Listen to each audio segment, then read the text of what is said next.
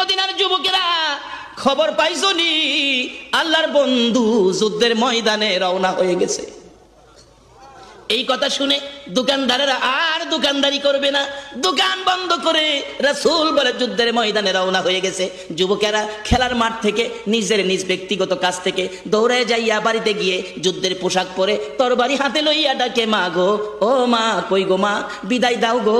রাসূল বলে যুদ্ধের ময়দানে রওনা হয়ে গেছে, মা গো বিদায় দাও, দেখা হবে গো মা হাসরের ময়দানে। হুজুর বিয়ে কেমনে করুম, আমি যে কালা আমারে কেউ পছন্দ করে না। মদিনার ঘটনা বলছি।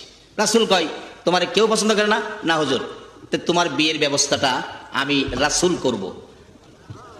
সুবহানাল্লাহ, আসতে কইলেন।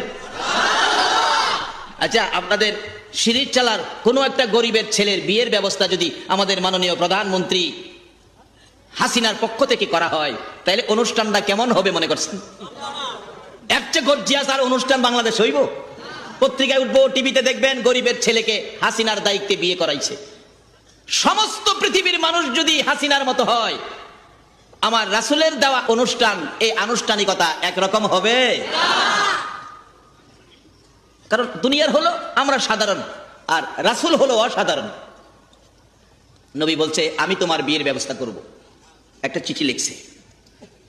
আসোয়ার জি, এই চিঠিটা মদিনার সবচেয়ে বড় বাড়ি মালিকটা, যে ওই যে বড় বাড়িটা যেটা আর কি, বড় বাড়ির মালিকের হাতে নিয়ে আমার চিঠিটা দিবা। বড় বাড়ির বিয়া করতো কেডা না সা, কখন তো আসবে নই। বলে হুজুর বড় বাড়ি তো কিছু লোন যা আসেনি আপনাদের এদিকে, শ্বশুর বাড়িতে টেহা লোন থাকলে বালা অনেক লইলেন। যে নবী তো কইছে মেয়ের বাবার কাছ থেকে যৌতুক হিসাবে 10টা টাকা নিলেন, বিলকুল হারাম। হারামের খাবার যদি একটা নলা কারো পেটে থাকে, 40 দিন পর্যন্ত নামাজের একটা সেজদাও কবুল হবে না। বাবার এই কয়দিন থাকবেন দুনিয়ায়, কেন এই লোভটা করলেন? আমার নবী যে কষ্ট পাইলো এই চিন্তাটা করলেন না। বড় বাড়ির চিঠি দিয়ে পাঠাইছে, বড় বাড়ির মালিক বাড়ির সামনে, মদিনার ঘটনা বলছি, আলেম ওলামার আছে, জিগেন যাই দেহে বাড়ির সামনে বসা। আসসালামু আলাইকুম চাচা। ওয়ালাইকুম সালাম ভাতিজা। মুসলমান একজন দেখলে আরেকজনকে কি বলতে হবে বলুন? এখন সালাম নাই, এখন সালাম নাই। একটু শিক্ষিত হইলে বড় হাফ প্যান্ট পিনতে পারলেই, হ্যাঁ অফিস বড় চেম্বার খুলে বইছে, লোকেরা সামনে দেয়া good morning sir, good morning, good night. ও মুসলমান, তোমার লজ্জা থাকা উচিত। যাদের আদর্শ গুড মর্নিং গুড নাইট, তারাই আজকে ইহুদি খ্রিস্টান চক্র মুসলমান দেশের উপর চড়াও হয়ে তোমার আমার মা বোনের ইজ্জত মারতেছে। তোমার আমার মতো যুবকদের বুকে গুলি চালায়া নির্মম ভাবে হত্যা করতেছে। তাদের আদর্শ তোমাদের কাছে থাকতে পারে না। যতদিন পর্যন্ত মুসলমান তাদের আদর্শবাদ না দিবে, রাসূলের আদর্শ না ধরবে, ততদিন পর্যন্ত মুসলমানদের বিজয় হবে না। আমার রাসূলের আদর্শের চাইতে সুন্দর আদর্শ পৃথিবীতে আর কেউ দেখাইতে পারছে? মাঝে মাঝে সারা পৃথিবীর জরিপ আসে, সবাই মিলে ধর্ম বিধর্ম, হিন্দু বুদ্ধ খ্রিস্টান, সকল জ্ঞানী গুণীরা এক বাক্যে স্বীকৃতি দিতে হয়, পৃথিবীতে মহামানব হলো নবী মুহাম্মদুর রাসূলুল্লাহ। নবী মহামানব কি দিয়ে হলেন? নবী কোনোদিন কারো ক্ষতি, কারো বদনাম, কারো মাথায় বাড়ি। যদি কেউ নবীর ক্ষতি করে, তার ক্ষতিও নবী করে না। যদি কেউ দুশ্মনী করে, নবী দুশ্মনকে বন্ধু বলে বানায়। বাস্তব ছোটকালে একটা কাহিনী পড়ছি, আপনারাও পড়ছেন। কাহিনীটার নাম ছিল দুষ্ট বুড়ির কাহিনী। দুষ্ট বুড়ির কাহিনী পড়ছেন এমন ছাত্র আছেন এখানে? কাহিনীটা কিরকম ছিল? একটা বুড়ি, নবী যেই পথে যাইতেন বুড়িটা সেই পথে জানি কি করতেন? আল্লাহু আকবার বলুন। দেখছেন নি নবী যে কত বরকত, কত সুন্দর আদর্শ। এই নবীর কাহিনীটা কবে পড়ছেন এখনো মনে আছে? কবে পড়ছেন এখনো মনে আছে? 8 দিন আগে কি দিয়া নাস্তা খাইছেন কেউ কইতাতেন না। তাইলে এই নবী সমাজে আনলে আমরা লাভ হবে না লস হবে? সবকিছুতে রহমত আসবে না গজব আসবে? তবে নবীর ঘর যখন এসেছে ইনশাআল্লাহ আস্তে আস্তে সবই আসবে, কিন্তু ঘরটাকে বাঁচান। যেই পথে যাইতেন বুড়ি সেই পথে জানি কি করতেন? আর এই কাটা যদি নবীজির পাও মোবারকে ফুটতো, নবী কষ্ট পাইতেন, বুড়ি জানি কি করতেন? একদিন নবীজি দেখে রাস্তায় কাটা নাই, এইভাবে কাটা দিয়া কষ্ট দিতেন, রাস্তায় কাটা নাই। আমরা হইলে তো খুশি হইলাম, হইলে আল্লাহ হ্যাঁ মনে মরছে, যদি ডবল ফিরে মরে আরো বালা। কিন্তু রাসূল খুশি হলেন না, কাটা দিয়া কষ্ট দিত, কাটা নাই রাস্তায়, ব্যাপারটা কি? এদিক সেদিক তাকাইতেছে, ব্যাপার কি, ঘটনা কি? হ্যাঁ কি আয়া পৌঁছতে পারলো না, আমি আগে আই পড়লাম। এদিক সেদিক তাকায়া দেখে না বুড়িও তো নাই। নবীজি দুঃখ করতেছেন, কি হলো, ব্যাপার কি? নিশ্চয়ই বুড়ির মনে হয় কোনো অসুখ হইয়াছে। এত বড় দুশ্মন, কি হয়েছে চিন্তা করার কি দরকার ছিল? দুশ্মনের জন্য নবী চিন্তা করে। অবশেষে নবী বুড়ির বাড়ি লক্ষ্য করে যাইতে শুরু করছে। বুড়ি দেহে যারে কাটা দিয়া কষ্ট দিতাম আইতাছে, আজগা বুঝি আমারে সাইজ করব। আমরা নবী কি সাইজ করার নবী? ভালোবাসার নবী, আদর্শের নবী, শান্তির নবী। বুড়ির ঘরের দরজায় বুড়ি বুড়ি খুশি মুখে, হাসি মুখে। আল্লাহু আকবার বলুন। ও মুসলমান, এই নবীর আদর্শ ঘরে ঢুকাও, তোমার ঘর রহমত বরকতে ভরপুর হয়ে যাবে। বুড়ি বুড়ি হাসি মুখে, তুই রাস্তায় গেলি না কাটা দিয়া আমারে কষ্ট দিয়া, তুই তো খুশি হই, শান্তি পাইতে খুশি হইতে রাস্তায় গেলি না? বুড়ি আস্তে করে কয়, হুজুর আমি অসুস্থ।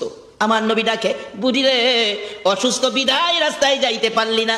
বুড়ি আমার কোনো দুঃখ নাই, তোর প্রতি আমার কোনো রাগ নাই। ও বুড়ি তুমি অসুস্থ, রাস্তায় যাইতে পারলি না, বল তোর সুস্থ হওয়ার জন্য আমি রাসূল তোর কি খেদমতে আসতে পারি? দুশমনের সাথে রাসূল দুশমনি করে নাই, দুশমনের বাড়িতে বন্ধুত্ব করতে গিয়েছে। সেই রাসূল আমাদের, সেই আদর্শ আমাদের। এই আদর্শ ব্যতীত মুসলমানদের বিজয় হবে না। বাবারা ভাইরা আসুন, সে নবীর হাতের চিঠি পাইছে আসওয়াদ, নবীর চিঠি লইয়া রওনা হইছে। বাবা একটা চিঠি নবীর ঘর থেকে আজকে আপনাদের সকলকে দেব। নবীর ঘর থেকে একটা চিঠি নিয়ে যাবেন সকলে। একটা চিঠি যদি নিয়ে যাইতে পারেন, আল্লাহর কসম নাজাতের জন্য যথেষ্ট হয়ে যাবে আপনাদের। একটা চিঠি নবীর হাতের, একটা চিঠি আপনাদের হাতে হাতে দিব আজকে ইনশাআল্লাহ, যদি আল্লাহ আমাদের তৌফিক দেয়। নবীর হাতের চিঠি আসওয়াদ লইয়া যাইতেছে। আচ্ছা, নবীর চিঠিটার দাম আসেনি?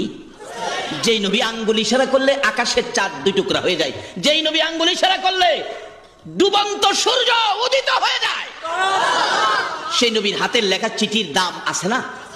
নবীর হাতের লেখা চিঠি তো দাম কত রাখি এখানে। নবীজির আদরের নাতি ইমাম হুসাইনের হাতের লেখা চিঠির দাম দিয়েছে হযরত উমর ফারুক রাদিয়াল্লাহু তাআলা। উমর যখন মদিনার শাসক, রাষ্ট্রপতি, উমরের ছেলে আব্দুল্লাহ, ইমাম হুসাইন দুইজন খেলার মাঠে। এক পর্যায়ে হুসাইন উমরের ছেলে, রাষ্ট্রপতির ছেলের তো গালি দিয়া বসে, গোলামের বাচ্চা গোলাম। আব্দুল্লাহ কয়, কারে কইছেন? তোমারে কইছি। আমার বাবা রাষ্ট্রপতি আর আমারে কইছেন গোলামের বাচ্চা গোলাম। বাবারে বড় গোলাম, আমারে বাচ্চা গোলাম, এটা মাইনা নিমু? বুঝছেন হুসাইন, বুঝছেন?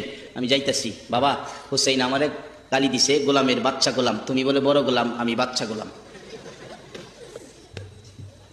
ওমর কয়, বাবা হুসাইন কইছে, কিছু করার নাই। না বাবা, বিচার করতে হবে। তুমি বাগেরে বিচার করছো, হুসাইন রে পারতা না? ওমর কয়, বাগেরে করতারি, হুসাইন রে পারি না। বাবা বিচারটা করতে হইব, ফিনফিনি বিনবিনি বিনবিনি। যা, বিচার হবে জুমার দিন শুক্রবারে মসজিদে নববীতে। হাজার হাজার মুসল্লি হুসাইনকে বিচার করবে। উমর এত আদর করতেন নবী, উমরের কি একটু মায়া নাই হুসাইনের প্রতি? মসজিদে নববী ভর্তি মুসল্লি, মিম্বরে দাঁড়াইছে। রাষ্ট্রপতি জুমার নামাজের খুতবা দিবেন, নামাজ পড়াবেন। রাষ্ট্রপতি জুমার নামাজ পড়ায়, কিও কত বড় কথা, রাষ্ট্রপতি জুমার নামাজ পড়ায়। মিম্বরে দাঁড়ায় ডাকে, হুসাইন আছেন? হ্যাঁ আছি তো। আমার ছেলেরে গোলামের বাচ্চা গোলাম গালি আপনি দিছেন? জি দিছি। হযরত আলী বললেন, ওমর বাচ্চাদের ব্যাপারটা আর একটু হালকা চোখে ছেড়ে দিলে হয় না? হযরত ওমর বলেন, আলী আপনি বসেন, আমি হুসাইনের সাথে কথা বলছি। হুসাইন, এই কথাটা কি বলছেন আপনি? হ্যাঁ বলছি। আমার বাবারে বসাই দিয়েছেন। আমি তো বলছি, বাবার সাক্ষী লাগবে না, আমি বলছি। তা আমি তো রাষ্ট্রপতি, আমি তো কোনো গোলামি করি নাই। আপনি আমারও গালি দিলেন, ছেলেরও গালি দিলেন, গোলামের বাচ্চা গোলাম বললেন। আমি কই গোলামি করছি? কার গোলামি করছি? হুসাইন আঙ্গুল ইশারা খাড়া করে বলতেছে, ওমর সকলের সামনে বড় কথা কইও না, তুমি কি আমার নানার গোলামি করো নাই? ওমর দুইটা চোখের পানি গাল বেবে জর্জর করে ছেড়ে দিয়েছেন। মসজিদে নববীর মুসল্লিরা গো, তোমরা কি শুনেছ হুসাইন আমাকে কি বলেছে? আমি বলে রাহমাতাল লিল আলামিনের গোলামি করেছি। হুসাইন কথাটা কাগজে লিখে দিতে পারবানি? পারবো। লিখে দিলেন, আমার নানার গোলামি করেছে ওমর, বিদায়, গালি দিয়েছি গোলামের বাচ্চা গোলাম ইমাম হুসাইন। ওমর মিম্বরে দাঁড়ায় কান্দে, মুসল্লিরা গো দাও গো কাগজটুকু আমার হাতে উঠাইয়া। নবীর আদরের নাতি হুসাইন সার্টিফিকেট দিয়েছে, চিঠি দিয়েছে, কাগজে লিখে দিয়েছে, আমি নাকি রাহমাতাল লিল আলামিনের গোলামি করেছি। এই কাগজটুকু দাও গো আমার হাতে পৌঁছাইয়া। মসজিদে নববীর মুসল্লিরা রে, আমি নবীর গোলামের সার্টিফিকেট পেয়েছি, আর আমার ভয় নাই, আর কোনো ভয় করি না। আমি ওমরের মৃত্যু হয়ে গেলে এই কাগজটুকু আমার কাফনের ভিতরে দেওয়ার সময় আমার ডান হাতের মধ্যে দিয়ে দিও।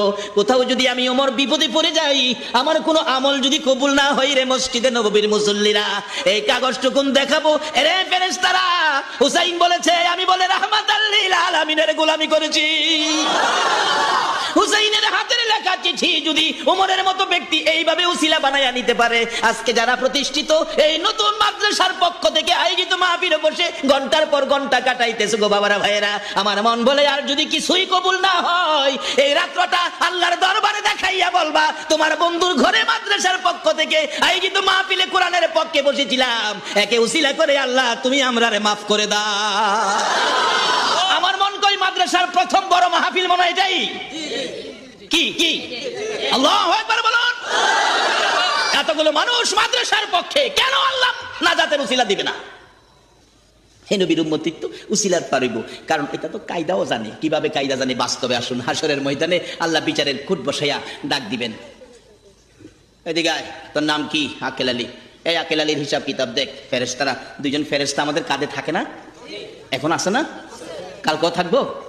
খালি থাকবো না, যা করেন দেখবো, সব খাতায় লিখবো। হাসরের ময়দানে আল্লাহ ডাকবে, কিরমান কাতেব, আকেল আলীর হিসাব কিতাব দাও। হিসাব কিতাব দেহে সব বেজাল। হাসরের ঘটনা বলছি, এরকম হবে আর কি, সব বেজাল। আল্লাহ বলবেন কি ব্যাপার ফেরেশতারা, কথা কও না? আল্লাহ কি কথা কমু? সব বেজাল, একটু ভালো কাজ নাই। আল্লাহ পাক বলবে যাও জাহান্নামে নিয়ে যাও। দুই ফেরেশতা দইরা হেরে জাহান্নামে নিতে, কত দূর যায় দেখবো যে রাস্তাঘাট সুবিধা না, জোর জংলা দেখা যায়। কিরে বালা রাস্তা, তুই আমার জংলাটা নিতেছস, কই নিতেছস? ফেরেশতারা কইব তোমার জাহান্নামও নিতেছি। কি লেগা? আল্লাহ কইছে আমার জাহান্নামও নিবেন লেগা? আমি যে আখিরি নবীর উম্মত, আল্লাহ জানে না? আমি তো জাহান্নাম যাইতাম না। আল্লাহ দেখবো ডাকাডাকি করতেছে, কিছে? আল্লাহ যায় না, হ্যাঁ জাহান্নামও যায় না। তাহলে এদিকে হাসর দিন ডাক দিবা, এদিকে কি যাও না? কি লেগা? আল্লাহ আপনি কইছেন আমার জাহান্নামও যাইতাম। কহা কইছি তো, কেমনি কইলেন তো আমার জাহান্নামও যাইতাম? তোমার যে নেক নাই, শুধু গুনাহ, গুনায় ভর্তি, এই জন্য কইছি জাহান্নামে যাইতাম। আমার গুনাহ আছে দেখে আপনি আমার জাহান্নামও যাবে লেগে কইছেন, এই বিচারটা আমার উপরে দিলেন। ওইল আমার গুনাহ আছে, আপনি জানেন, আমার জাহান্নামও দিলেন। আমিও আপনার কিছু খবর আমিও জানি।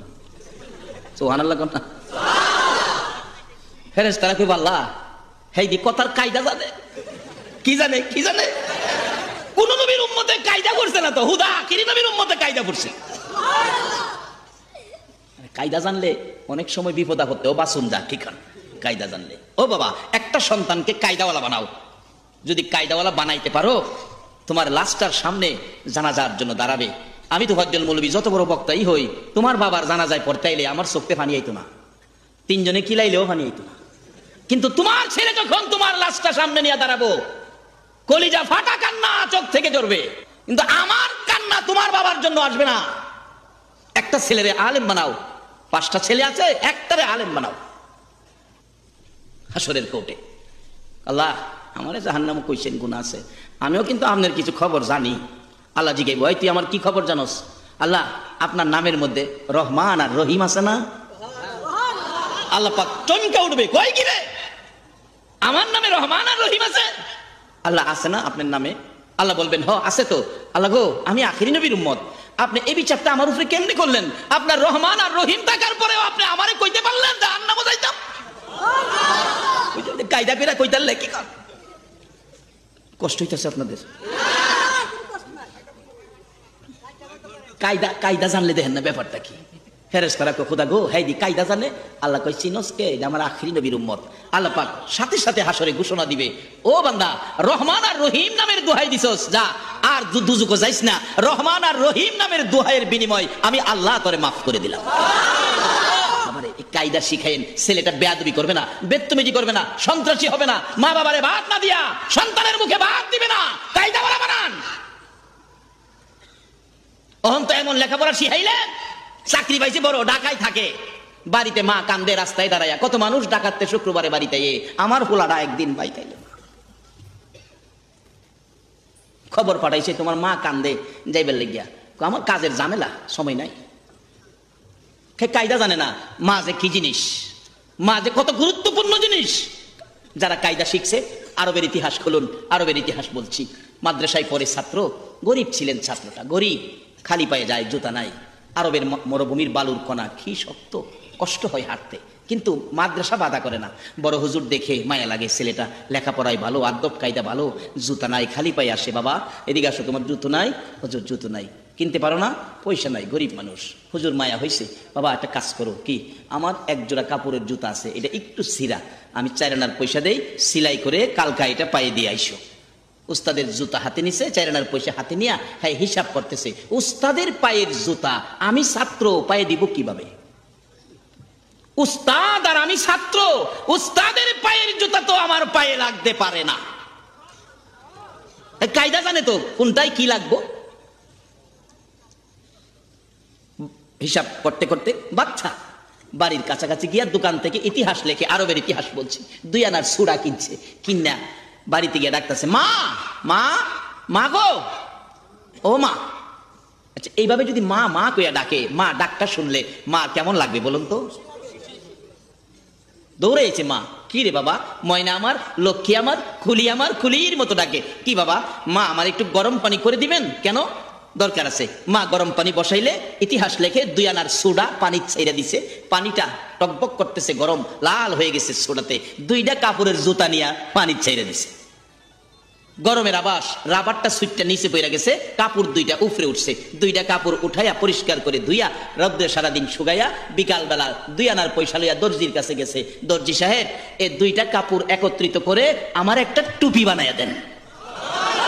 সুবহানাল্লাহ, আসতে কইলেন? আরে কোন ঘরের মেহমান রাস্তা দিয়ে হাইটা গেলে 40 দিনের জন্য কবরের আযাব বন্ধ হয়ে যায়? এমন একটা সৈনিকের মা হও বাবা, সেই ঘর তোমাদের এলাকায় প্রতিষ্ঠিত হয়ে গেছে। কপাল ভালো তোমাদের, ভাগ্য ভালো।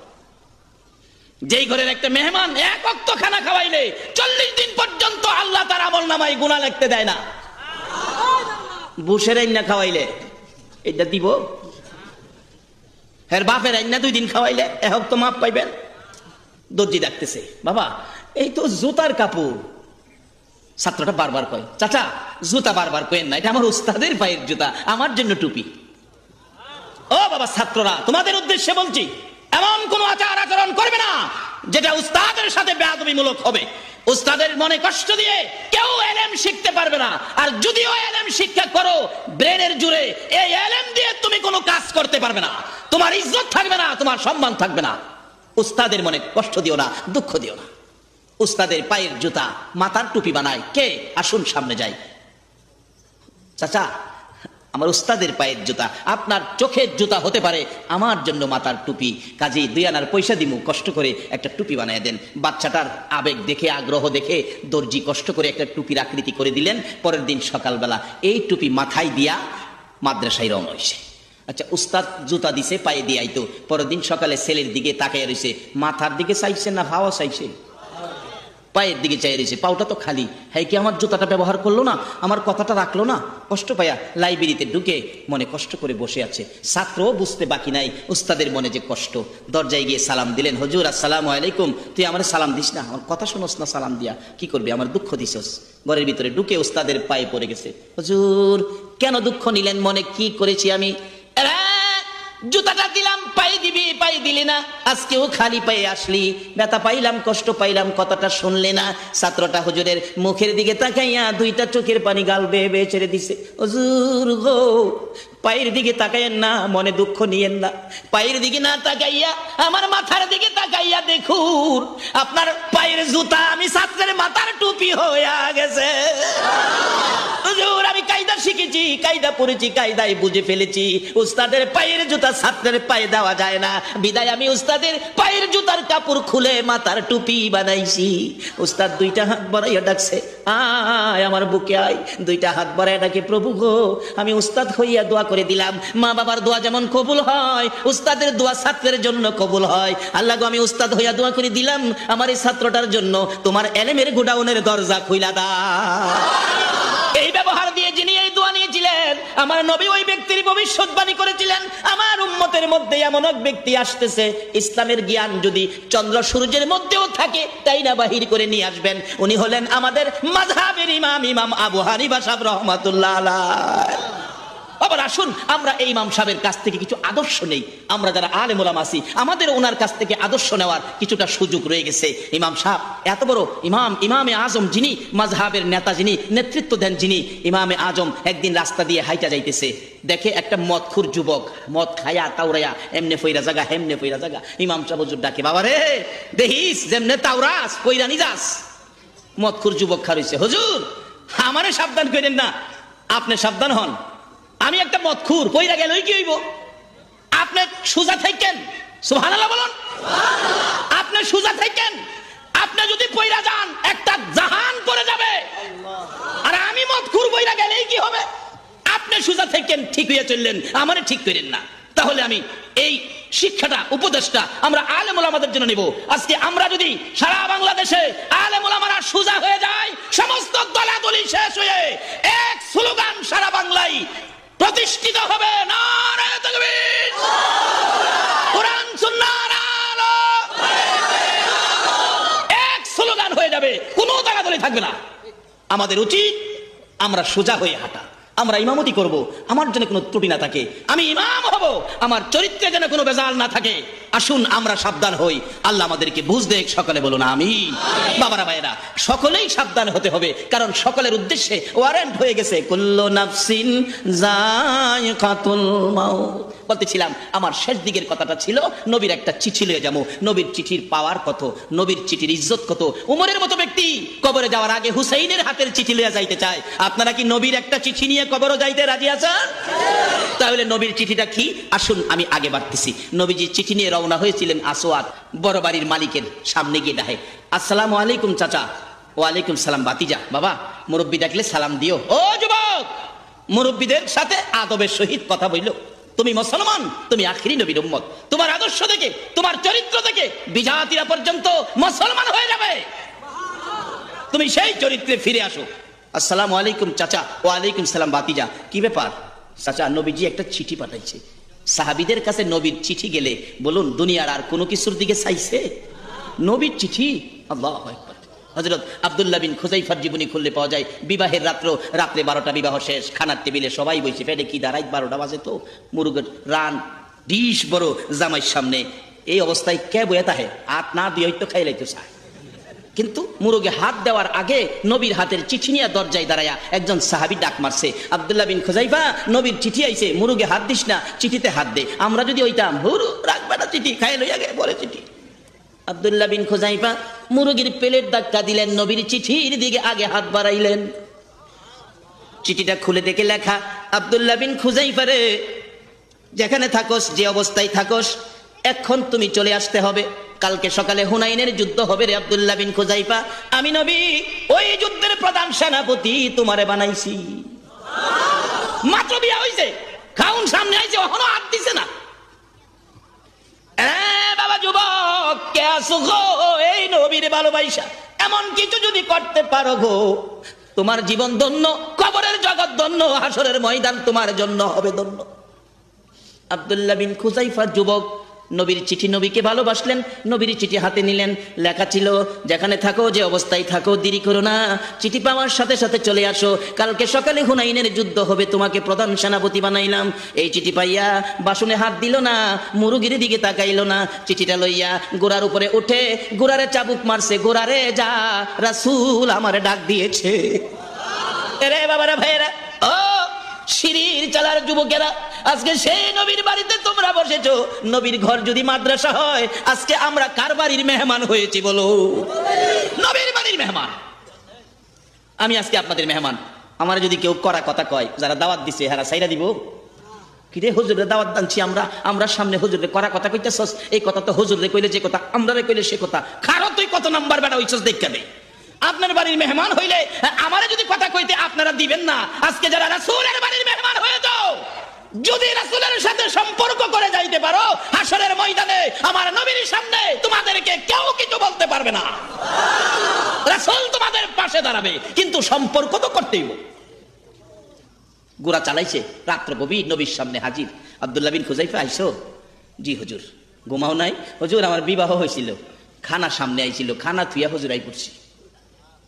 এমনি নতুন বিবির হাতের চিঠি গেছে, স্বামী তুমি যে চলে গেলা, যুদ্ধে তো শহীদও হইতে পারো, তুমি আমারে দেখলা না, আমি তোমারে দেখলাম না, হাসরে যদি আমি তোমাকে শহীদ স্বামী বলে ডাক দেই, তুমি তো আমারে চিন্তা না, তোমারে বাধা দিব না, তুমি একটুর জন্য আসো, তোমারে আমি একটু দেখে দেই, তুমি আমার একটু দেখে যাও। সঙ্গে সঙ্গে চিঠি ছিঁড়া ফেলাইছে, যেখানে রাসূল আমাকে ডাক দিয়েছে কারো কথাই আমি ফিরবো না। আরেকটা চিঠি গেছে, ছিঁড়া লাইছে, 3 নাম্বার চিঠি। রাসূল দেখছে, কি ব্যাপার হুজুর, নতুন বিবি চিঠি পাঠাইছে, একটু যাইতাম। রাসূল বলে যাও, আমি অনুমতি দিলাম, যাও। গেছে, দরজায় খারুছে, ঘরে যায় না। বিবি ডাকে, স্বামী একটু ঘরের ভিতরে আসো। বিবি, বিবি গো, ঘরের ভিতরে নিস না গো, রাসূলের ডাকে আমি বাহির হইছি।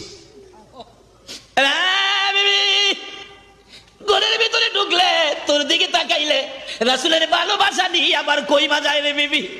না না, রাসূলের ডাকে ঘর থেকে বেরিয়ে গেছি রে, কারো ডাকে আর আমি ঘরে ঢুকবো না।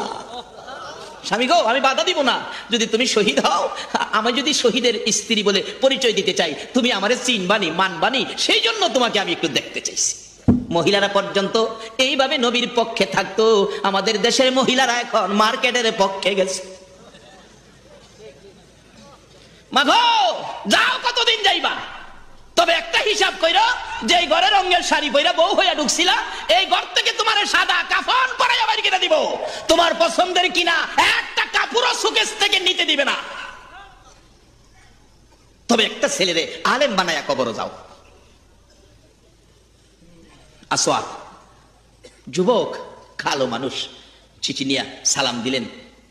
মদিনার বড় বাড়ির মালিক চিঠি খুইলা দেখে লেখা, তোমার সুন্দরী মেয়েটাকে আমার কালো সাহাবীর কাছে বিয়ে দিয়ে দাও, ইতি রাহমাতাল লিল আলামিন। যে নবীর কথা মানার জন্য আল্লাহ নিজে কোরআন শরীফে বলছে, অমাই ইতির রাসূলা ফাকাদ আতা আল্লাহ। চিঠি লইয়া দাঁড়ায়া গেছে, নবীজির চিঠি। আল্লাহ কইছে মানতাম, কিন্তু মেয়ের বাবা চিন্তা করতেছে, মেয়েটা যে আমার সুন্দরী, এমন সুন্দর ছিল মেয়েটা, কিতাবে লিখছে এর চেয়ে সুন্দরী মহিলা মদিনায় আর দ্বিতীয় একজন ছিল না। বিদায় মদিনার মানুষ মেয়েটারে মদিনার হুর কইয়া ডাকতো, কিতাবে আইছে হুরে মদিনা, আর হেরা ডাকতো মদিনার হুর। মেয়েটা সুন্দর, ছেলেটা কালো, আমার মেয়েটা কালো ছেলে মাইনা নেয় কিনা, আমি তো রাসূলের কথা মানি, মেয়েটা মাইনা নেয় কিনা কি করতাম। অবশেষে বলতেছে, আসওয়াদ জি, তুমি এখন যাও, আমি পরে তোমারে জানাবো, অর্থাৎ মেয়ের সাথে পরামর্শ কইরা রাসূলের কথাটা মেয়েরে বুঝাইবো, পরে জানাইবো। আসওয়াদ গর্তে বাইরিয়া জাগা, মাথা চুলকায়, হুজুর ওই তো না, কইছিলাম না আমারে কেউ পছন্দ করতো না। আল্লাহ কয়, আসওয়াদ রে, যেই নবী আঙ্গুল ইশারা করলে আমি আকাশের চাঁদ 2 টুকরা করে দেই, সেই নবীর হাতের লেখা চিঠি বিফল যাবে না।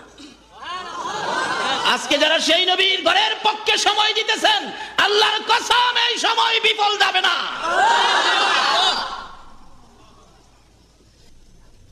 আসওয়াদ চিন্তা করিস না, এমনি মেয়েটার প্রতি আমার আল্লাহ রহম দিলেন। মেয়েটা দৌড়াই আইছে, বাবা বাবা, একটা কালো ছেলে আইছিল, মানুষ গেলাম 2 কিসিমের দিকে তাকাই, একটা হইল করে দেখবার মতো বেশি সুন্দর, আর একটা হইল করে বেশি কাইল্লা। দেখবেন কাইল্লা হইলেও দেখেন মেয়েরা সামনে দা না চাইলে অফিসে দা চাইয়া মস্কারি করে, দেখ রে এটার যেমন আগুন দা হইরা দিছে, আমি নিজে শুনছি মেশাম। মেয়েটা আইছে, বাবা কালো একটা ছেলে আইছিল, কালো কালো বাবা আইসে, দেখলাম মনটা খুশি, যাইতাছে মনটা কষ্ট, ব্যাপার কি বাবা? সুন্দরী মেয়ের বাবা ডাকতেছে, মাগো ছেলেটা নবীর সাহাবী গো, মা নবীর সাহাবী, নবী চিঠি দিয়া পাঠাইছিল। কিসের চিঠি? তোমার বিয়ের প্রস্তাব, নবী নিজের হাতে লিখছে এই ছেলের জন্য। মেয়েটা চমকে উঠছে, বাবা বলো কি, নবী আমার স্মরণে নবীর হাতে চিঠি লিখছে? বাবা গো, তাইলে আমার মন কয় মদিনায় বুঝি আমার চেয়ে দামি মহিলা আর নাই। বাবা কেন ছেলেটা ফিরে গেল, মনটা কেন কষ্ট হলো জানতে চাই। মাগো তুমি বড় সুন্দরী, ছেলেটা কালো, তুমি পছন্দ করো কিনা, রাজি হও কিনা। সময় চাইয়া তাকে বিদায় দিলাম, বিদায় তার মনটা কষ্ট। মেয়েটা একটা চিৎকার মারছে, বাবা গো কেমনে গো, রাসূলের পাঠানো ব্যক্তিটাকে তুমি ফিরাইয়া দিলা। বাবা তুমি জানো না আমার আল্লাহ বলেছে এই নবীর কথা মানার জন্য গো বাবা। নবী যখন চিঠি পাঠাইছে, আমি সুন্দরী মেয়ে নবীর কথা মানতে যাইয়া কালো আর সুন্দর বুঝি না, সুন্দরী মেয়ে নবীর কথা মানতে যাইয়া কালো ছেলের কাছে বিয়ে বসতে আমি রাজি হইয়া গেলাম। রাজি হলেন কাকে খুশি করতেন? নবীজিকে খুশি করার জন্য। বাবারা ভাইয়েরা, আমরাও জীবনের একটা কাজ লন করি নবীকে খুশি করার জন্য। নবী খুশি হইলে বলুন আমার আল্লাহ খুশি হবে কিনা। ডাকতেছে মেয়েটা, বাবা গো, ও বাবা আমি রাজি গো, বাবা আমি রাজি। শুধু সুন্দরী মেয়ে নয়, মদিনার মহিলারা আমার নবীর জন্য বড় পাগল ছিলেন। মদিনার ইতিহাসে পাওয়া যায় আমার নবী যুদ্ধে যাবেন, সৈন্যদেরকে নিয়ে রওনা হয়েছেন। মদিনার মহিলারা বাড়ির ভিতর থেকে তাকিয়ে তাকিয়ে কান্দে। কি করবো রে, মহিলারা তো যুদ্ধে যাওয়া নিষেধ হয়ে গেছে। একটা মহিলা 6 মাসের একটা বাচ্চা কোলে লইয়া রাস্তায় দাঁড়াইয়া মাথাটা কাপড় দিয়ে ভালো করে ঘুরে কানতে কানতে জামা কাপড় ভিজাইতেছে। আমার নবীর সামনে আসলে প্রশ্ন করেন, মা গো রাস্তায় দাঁড়াইয়া এইভাবে কেন কানতেছো? মেয়েটা ডাকে, হুজুর মন মানে না গো, আমার এই নবীর চেহারায় কাফের বেঈমানেরা নিয়ে আঘাত করে, আমি তো যুদ্ধে যাইতে পারবো না গো নবী, নিষেধ হয়ে গেছে ইসলামে, মহিলারা যুদ্ধে যাওয়া যাবে না, কিন্তু আমার কেউ নাই আপনার পক্ষে দেওয়ার জন্য। হুজুর আমি কান্দি, আমার 6 মাসের ছেলেটা আপনি যুদ্ধের ময়দানে নিবেননি। আমার নবী ডাকে, মা 6 মাসের ছেলে যুদ্ধের ময়দানে নিলে কি লাভ হবে গো? সে কি তীর মারতে পারবে? বললাম মারতে পারবে। মেয়েটা কান্দে, হুজুর পারবে না, তীর মারতে পারবে না, বললাম ছাড়তে। আমি জানি আমার ছেলেটা 6 মাস বয়সও যদি হয় একটা কাজ নবীর পক্ষে করতে পারবে। কি কাজ করতে পারবে রে মা? হুজুর আমার ছেলেটারে কোলে করে নিয়ে যান, কোন কাফের বেঈমান যদি আপনার দিকে লক্ষ্য করে তীর মারে গো, এই তীরগুলি আপনার গায়ে লাগার আগে আমার ছেলেটারে তীরের সামনে ধরে রাখবে। তীরের আঘাতে আমার ছেলেটা কলিজা ছিদ্র হয়ে যাবে, জিহ্বা বাহির করে মা মা কইয়া কানতে কানতে মরে যাবে। আমি মায়ের দুঃখ নাই গো, আমার রাসূলের গায়ে যেন আঘাত না লাগে। আমার নবীর গায়ের ব্যথা আমি সহ্য করতে পারবো না, আমার সন্তানের ব্যথা আমি সহ্য করতে পারবো। মদিনার একটা মহিলার জীবনীতে পাওয়া যায়, যুদ্ধের ময়দানে রাসূল শহীদ হয়ে খবর পাইছে, একটা দৌড় মারছে রে আওলাকে, সে পাগল বেশে। ও সিঁড়ি চালার মা বোনেরা, জীবনে কয়টা কাজ করেছো সেই নবীর ভালোবাসায়? আজকে তো সেই কাজের ঘর তোমাদের এলাকায় হয়ে গেছে। দৌড় মারছে আমার নবী বলে দুনিয়ায় নাই রে। রাস্তায় যারে পায় জিজ্ঞেস করে তোমরা কোত্থেকে আইছো? যুদ্ধের থেকে আইছো। আমার রাসূলের খবর কি? রাসূলের খবর দাও। ওই সৈন্যরা বলেন, সঙ্গীরা বলেন, ময়দানের লোকেরা বলেন, তুমি যে রাসূলের খবর জিগাও আসল খবর পাইছো নি? তোমার স্বামী যুদ্ধের ময়দানে শহীদ হয়ে গেছে। মহিলা চিৎকার মেরে ডাকে, রে পথিকেরা, আমি স্বামীর কথা জিগাই নাই, রাসূলের কথা জিগাইছি। আরেকটু দৌড়াইয়া গেলে আরেকজন বলি, কই যাও পাগল বেশে দৌড়াইয়া? তোমার কলিজার টুকরা সন্তান যুদ্ধের ময়দানে শহীদ হয়ে গেছে। ওই মহিলাটাকে, তুমি কে গো? সন্তানের খবর কইলা, আবার রাসূলের খবর কইলা না। আবার পাগল বেশে দৌড় মারলে আরেকজন বলে, দৌড়াইয়া কই যাও পাগল বেশে? তোমার আপন ভাই যুদ্ধের ময়দানে শহীদ হয়ে গেছে। মহিলাটা কান্দে, মাবুদ তারা কেমন ব্যক্তি গো? আমার স্বামীর খবর দিল, ছেলের খবর দিল, ভাইয়ের খবর দিল, আমার রাসূলের খবর দিল না। আমি আমার ছেলের খবরে যাই নাই, ভাইয়ের খবরে যাই নাই, স্বামীর খবরে যাই নাই, আমি আমার রাসূলের খবরের জন্য রওনা হয়েছি। বাবারা ভাইয়েরা, সেই রাসূল উম্মতের দরদি রাসূল, সেই নবীর ঘর আপনাদের মাঝে। এই নবীর ঘরকে ভালোবাসার অর্থই হবে গো আমার সেই নবীকে ভালোবাসা। বলতেছিলাম আসওয়াদ যাচ্ছে, মনটা বড় কষ্ট। মেয়েটা পিছন থেকে ডাকতেছে, বাবা গো রাসূল পাঠাইছে, ছেলেটার মনে কষ্ট গো, রাসূল যদি শুনে তুমি খালি দিছো আমার নবীর মনে কষ্ট যাবে। বাবা গো নবীর মনে কষ্ট দেওয়া যাবে না গো বাবা, আমি রাজি হয়েছি, তুমি ডাক দাও, ডাক দাও, ডাক দাও বাবা, ডাক দাও না, যাইতেছে তো। বাবা পিছনে গিয়ে ডাক দেয়, আসওয়াদ কালামিয়া আসেন। অহনের ডাক্তার রংটা ভালো, ডাকের সাইজে কি কয়, অহন কি বিয়া হইব? দাওয়াত দিলে যাইবেন নি? সবাই কয় না, এই বিয়াটার দাওয়াত দিলে যাইবেন আপনারা? খালি হাতেই যাইবেন? কিছু নিতেন না? ওখানে বাঙালি নেয় না, ঠগা ঠগা। বন্ধুর বিয়া খাইছে 500 টাকা দিয়া, বন্ধু তো খেয়াল রাখছে কার কার বিয়া কি দিয়া খাইছে, হ্যার বিয়াত সবাই দাওয়াত দিছে। আর একটা 7 বছর আগে বিয়া হয়েছিল, হেডারে দাওয়াত দিছে। আবার কই আইছে, তোর বিয়াত কিলাম 500 টাকার প্রেজেন্টেশন দিয়া খাই গেছি। হ্যাঁ বাইক গিয়া কয় 3টা ফুলা মাইয়ার বাপ হইছে। বাচ্চার মারে কয়, কি গো বন্ধু তো দাওয়াত দিয়ে গেছে রবিবারে বিয়া, 500 টাকা দিয়ে আমার বিয়াত খেয়ে গেছে, এখন তো যাওন লাগবো। বাড়িওয়ালি কয় তুমি কি আর বিয়া করবা? কয় না। তো গেলে কি না গেলে কি তুমি তো বিয়া করে দিলেছ। 500 টাকা বিয়াত না দিয়া 150 টাকা একটা ফার্মের মুরুগ লইয়াও আমরা বাড়িতে বিয়ার আয়োজন করে লাই। আচ্ছা এই কাজটা কি সঠিক হইব? এটা বন্ধুর সাথে বন্ধুর বেইমানি হবে না? তবে আমি আপনাদের কাছে অনুরোধ করি, বন্ধুর সাথে বেইমানি করেন। যে রাসূল আপনাদের মায়ায় আরশে গেল না, সিদরাতুল মুনতাহায় গেল না, জান্নাতুল ফিরদাউসে গেল না, এই নবীর সাথে বেইমানি করেন না। বৈশাখে দাওয়া কাটির ঝামেলা, বেচারি ফার্মের মুরুগ বইছে, এদিক দা বাড়িতে ধান আইতেছে, মনি মানু কামের ঝামেলা, বেচারি ধানের মধ্যে মুরুগ লাগে, ছাগল লাগে, গরু লাগে, ফুলাফানে বিরক্ত করে। একবার মুরুগ ধান দেখতে যা, আবার তরকারির কাছে যা, লবণ দিছে 3 বার তরকারি, 3 বারের পরও আবার আইছে, লবণ দিলাম কিনা, আরো লবণ লই আইছে আধা কেজি হইব। 3 বার এক তরকারি লবণ দিলে আপনারাই কোন এটা খাওন যাইব? পরে বেটা খাইতে হয়েছে, দুপুরে দিছে তরকারি, মুহ দিয়া দেখে লবণ ছাড়া আর কিচ্ছু নাই। বিবি কি করলি কি তরকারি লবণ ছাড়া কিচ্ছু নাই, মুহ দেওয়ার মতো না। হ্যাঁ, জিদ দে বাড়ির সামনে গিয়ে বইছে, অন্য বন্ধুরা বিয়া খাই আইতাছে। কিরে তোর ঘনিষ্ঠ বন্ধু তুই গেলি না? কয় দোস্ত বেজাল আছি, খাওন দাওন কি মনে হয়েছে রে? কয় জীবনে বিয়া খাইছি না। একটা দেশি মুরুগ আস্তা ফিরে দিছে, আর খাসি সামনে 2 বাড়ি কেরা একজনে দিছে, গরুর সামনে তা দৌড়তাছে। আসওয়াদ ডাকছে, আইছে কাছে, মেয়ের বাবা ডাকে, আসওয়াদ আমার মেয়ে তো রাজি হয়েছে বাবা। আসওয়াদ কয় আলহামদুলিল্লাহ রাজি হয়েছে। হ বাবা একটা কাজ করতে হবে, বিয়ে হইলে তো মহারানার টাকা দরকার, মহারানার টাকা আনছ? আসওয়াদ কয় চাচা নবীর চিঠি ছাড়া আমার কিচ্ছু নাই। আচ্ছা এই নবীর একটা চিঠি যদি থাকে আপনার কাছে আর কিচ্ছু লাগবো?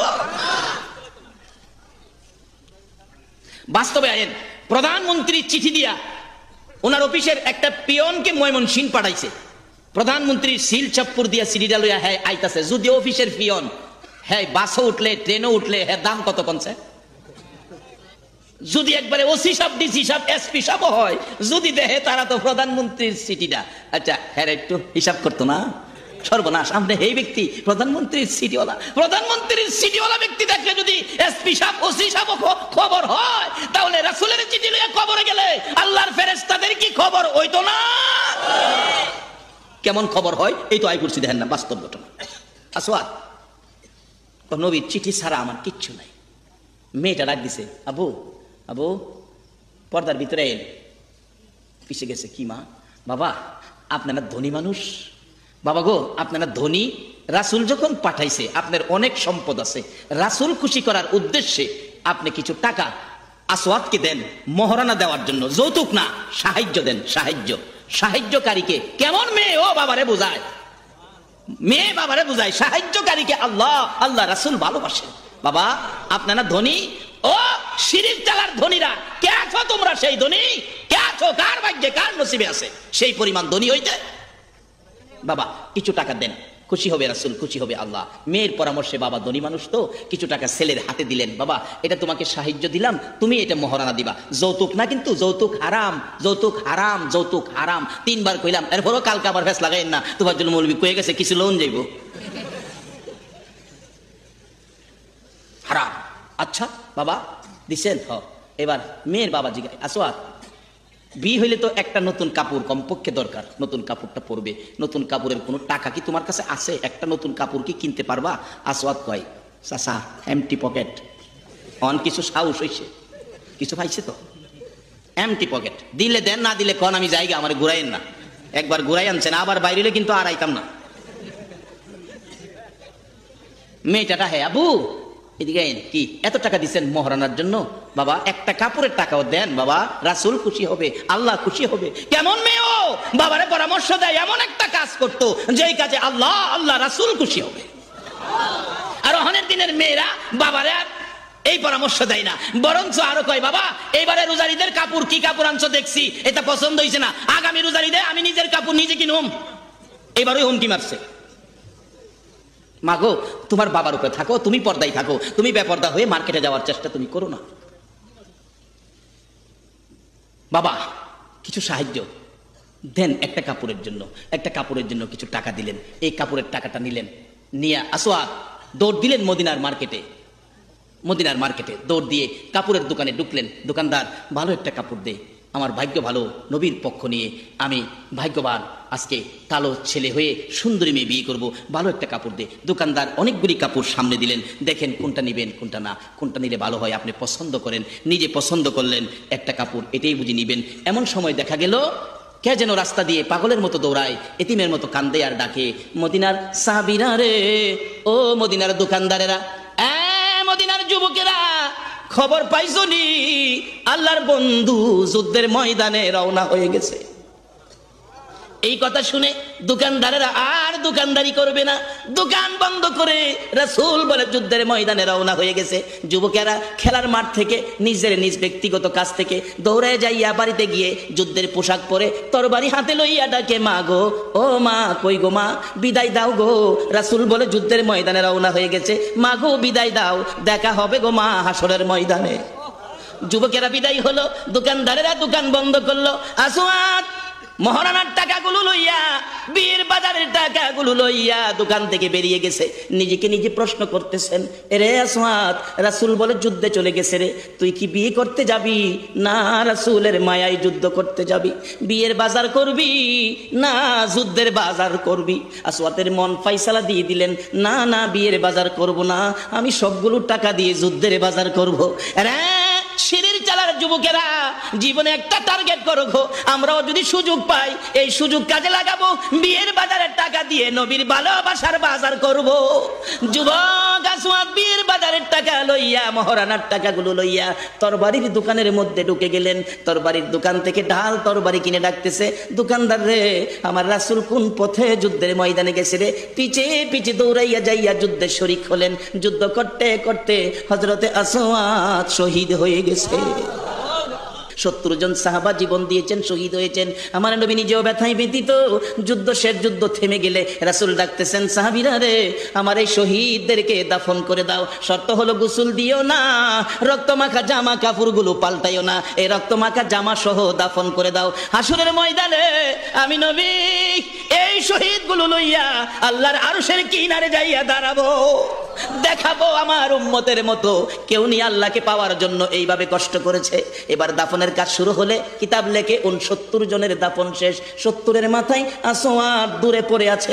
আমার নবী 2 কদম সামনে গিয়ে দেখে আসওয়াদ নতুন তরবারি হাতে চিত হয়ে পড়ে আছে, শহীদ হয়ে গেছে। আমার নবী ডাকে, রে আসওয়াদ, মদিনার হুর বিয়ে করতে পাঠাইছিলাম, মদিনার হুর বিয়ে করলি না, যুদ্ধের ময়দানে জীবন দিয়ে বিদায় হলে।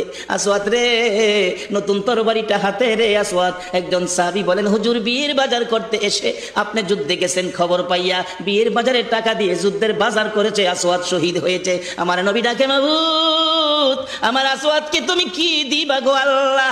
মদিনার হুর নিল না, রাসূলের পক্ষ নিয়ে জীবন দিয়ে দুনিয়ার থেকে বিদায় হলো, আমার আসওয়াদকে তুমি কি দিবা গো আল্লাহ? আসওয়াদের লাশটা ধরে ধরে কবরের দিকে নিয়ে আসতেছে। গোসল লাগবে না, কাফন লাগবে না, শুধু দাফন করে দিবে। আমার নবী আসওয়াদের কবরের পাশে দাঁড়াইয়া মুস্কি মুস্কি হাসতেছেন। সাহাবীরা আরজ করেন, ইয়া রাসূলুল্লাহ, এই কবরের পাশে হাসতেছেন কেন, ব্যাপার কি? আমার নবী বলেন, সাহাবীরা রে, আমি যা দেখি তোমরা তা দেখো না রে। সাহাবীরা, হুজুর কি দেখে হাসছেন জানতে চাই। সাহাবীরা, আমার আসওয়াদ মদিনার হুর বিয়ে করতে যাইয়া যুদ্ধের খবর শুনে বিয়ের বাজারের টাকা দিয়ে যুদ্ধের বাজার করে জীবন দিয়ে কবরে রওনা হয়েছে। আমি নবী আসওয়াদের কবরের পাশে দাঁড়াইয়া দেখি রে, আমার আসওয়াদের কবরে মদিনার হুরের পরিবর্তে আমার আল্লাহ জান্নাতের হুর পাঠাইয়া দিছে। এমন একটা বাজার যদি আমাদের জীবনে হয়ে যায়, আমরা করতে পারি, বলুন আমাদের লাভ হবে না লস হবে? বান্ধবীরা ডাকে, সাহারা রে, আর কতদিন ঘুরবি, আর কতদিন আমাদেরকে বিরক্ত দিবি? তোর পছন্দের মানুষ কি এই জমিনের নিচে আসে না? সাহারা 2টা চোখের পানি ছেড়ে কান্দে। বান্ধবীরা রে, মনে দুঃখ নিস না রে, বিরক্ত নিস না। কেন জানি আমার মন বলে রে, আজকের বাজারে আমার মনের মানুষ আইসা পড়ছে। তোমরা যদি বিরক্ত হও, তোমরা বসে থাকো, আমাকে একটু সময় দাও। ও বান্ধবীরা, আমি যারে মনের মানুষ বানাবো, আমি যাকে স্বামী বানাবো, আমি যাকে বন্ধু বানাবো রে বান্ধবীরা, আমি ওই লোকটাকে একটা না 40টা রাত্র তারে আমি স্বপ্নে দেখেছি। একটা না 40 রাত্র তাকে স্বপ্নে দেখেছি। কেমন দেখছস বান্ধবীরা? হে লোকটার কপালে লেখা আছে রে মোহাম্মদ। সুবহানাল্লাহ। আজকে কোন নবীর ভালোবাসায় বসেছ গো, যে নবীর খেলায় সারা জাহান পাগল হয়ে যায়? কে তোমাদেরকে বাধা দেয়? কে নবীর মিলাদ থেকে দূরে নিতে চাই? নিশ্চয় তারা নবীর দুশমন। এই নবীর দুশমনের পক্ষে অনুরোধ করে যায়, আপনারা কেউ যাবেন না। চেহারাটাকে বান্ধবীরা রে, আমি যাকে বন্ধু বানাবো রে, আমি একটানা 40টা রাত্র ওই লোকটাকে স্বপ্নে দেখেছি যার কপালে লেখাই আছে মোহাম্মদ। এই অবস্থাটা দেখে আমি পাগল পাগল হয়ে গেলাম। মা বোনেরা গো, তোমরা হয়তো আগে আখিরি নবীর জন্য পাগল হয়েছো, আসো না সেই নবীর ভালোবাসার সাগর। এবার বলতেছেন সাহারা, বান্ধবীরা রে, আমার একটু সময় দে, আমার কেন জানি মন শান্তি লাগে, কেন জানি আমার মন বলে আজকে আমার মনের মানুষ পাইবো। দেখি ঘুরে ঘুরে কোথাও উনি পাওয়া যায়। ওই লোকটার নাম জিজ্ঞেস করেছিলাম রে বান্ধবীরা, ওই লোকটা বলেছে আমার নাম ইব্রাহিম। সাহারা ঘুরতেছেন, একটার পর একটা কাতার পাস করে যাচ্ছেন। অবশেষে পিছনের দিকে তাকাইয়া দেখে যে লোকটা দাঁড়িয়ে আছে মাথা নিচে দিয়ে, তার মাথার উপর যেন মেঘের টুকরা ছায়া দিতেছে।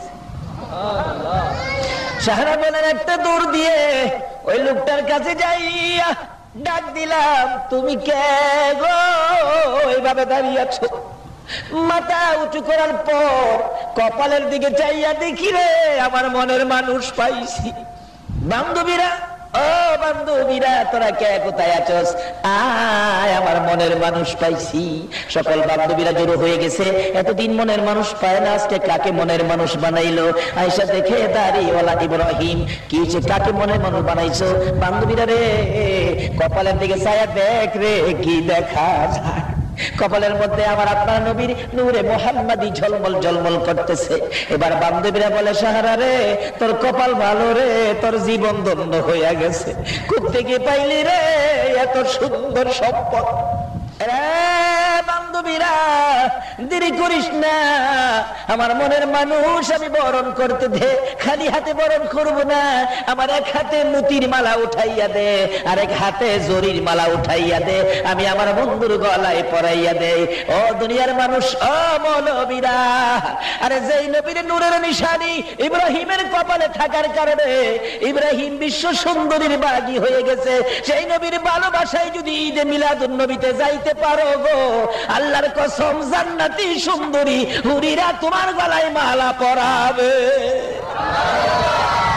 জায়গা মতো আস, কে আপনাদেরকে বাধা দেয় মিলাদুন নবীর জন্য? যে নবীর জন্ম না হইলে চন্দ্র সূর্য হতো না, আরশ কুরসি লৌহ কলম হতো না, আকাশ জমিন হতো না, কিছুই হতো না। আজকে সেই নবীর পয়দাইশের উপর আলোচনার নামটাই হলো মিলাদ। মিলাদ থেকে দূরে নিতে কে আপনাদেরকে বাধা দেয়? যারা বাধা দেয় তাদের ঠাকুর কর্তা লিখেছে মিলাদুন নবী সাল্লাল্লাহু আলাইহি সাল্লাম, সিরাতুন নবী সাল্লাল্লাহু আলাইহি সাল্লাম, দুইটার একটা অস্বীকার করলে সে কাফের হয়ে যাবে। শুধু মিলাদুন নবী শেষ নয়, আবার নির্দেশ করেছে কোরআন শরীফে এই নবীকে ভালোবাসতে হবে। কি করতে হবে? আসল কোন নবী? সাহারা বিশ্ব সুন্দরী পছন্দ করেন ইব্রাহিমকে। কার উসিলাই? আমাদের নবী। আমাদের নবীর উসিলাই ইব্রাহিমের ভাগ্য খুলে গেল, বিশ্ব সুন্দরী স্ত্রী হিসাবে পেয়ে গেল। যাই না ওদিকে আস্তে আস্তে আস্তে আস্তে আসতেছেন আমার নবীর দাদা, আমার নবীর দাদা আব্দুল মুত্তালিব মান্নত করেছিলেন ছেলে কুরবানি, কেউ রাজি না। বসটা কিন্তু আমার এখন যাচ্ছে মহিলাদের জন্য, কারণ মহিলারাই এই নবীর মিলাদ আগে করেছে, মিলাদুন নবী ভরণ করে নিয়েছে মহিলারা, কেউ রাজি না। শুধুমাত্র জিজ্ঞাসা করতে বাকি রয়েছে নবীজির বাবা খাজা আব্দুল্লাহ, মাত্র 9 বছর বয়স, কিন্তু কপালে যে আখেরি নবী। কিন্তু আব্দুল মুত্তালিব কয় কুরবানি তো করতে হবে, কিন্তু এই ছেলেটার বাকি, এই ছেলের দিকে তাকাইলে আমার আর মন চায় না কুরবানি করতে। অবশেষে কি করবে? তাওরাত, জাবুর, ইনজিল কিতাবের পাদ্রীদের কাছে গেছে পরামর্শের জন্য। তারা বলেন কেউ রাজি না। সবাইরে জিগাইছেন, ছোট্ট ছেলেটা যেটা একেবারে ছোট্ট আব্দুল্লাহ, তারে জিগাই নাই। তার কিছু কইছে অন্যদের সাথে? না, কিছু কয় নাই। আর জিগাইতেন কি? কালকা তারেই নিয়ে কুরবানি সাইরালেন। এদিকে মক্কার ইতিহাস, নওফেল নামে একজন ধনাঢ্য ব্যক্তি ছিলেন, বিরাট বড় ব্যবসায়ী নওফেল।